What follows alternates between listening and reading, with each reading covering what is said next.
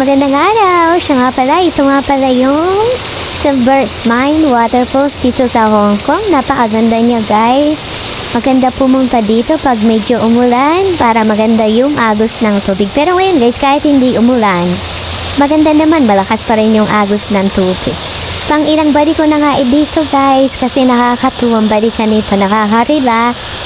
Pag mahilig ka sa nature, kahit ilang beses mong balik-balikan yan, hindi ka magsasawa. O diba guys? At dito nga pa yung pinakang taas-taas niya. Mayroon pa yung pinakang taas dun sa pinakang tuktok. Kaya lang hindi natin siya naakyat kasi medyo sobrang init nang pumunta ako dito. Kaya dito na lang ako sa baba.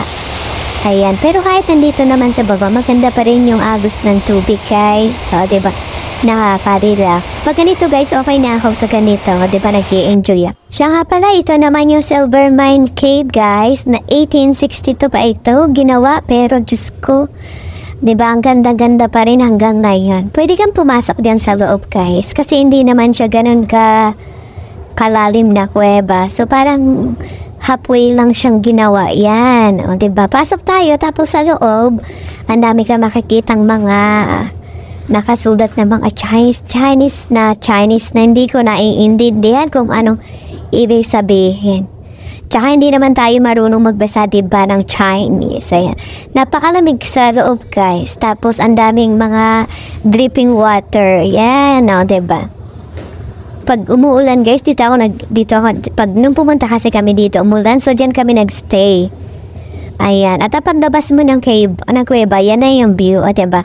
At siya nga pala, ito naman yung Pearl Waterfalls. Mahalos magkakasunod lang ito guys. Mauna ka dun sa Silver Mine. Tapos, Silver Mine Cave. After that, mga ilang minuto, pwede kang maglakad mula dun sa Silver Mine to Pearl. O, ayan. Tuwang-tuwa nga ako pagmasdan nito guys. Itong agos ng tubig mula sa bundok. Kaya siguro tinawag na pearl kasi yung kulay niya, di ba, parang pearlas. Bye!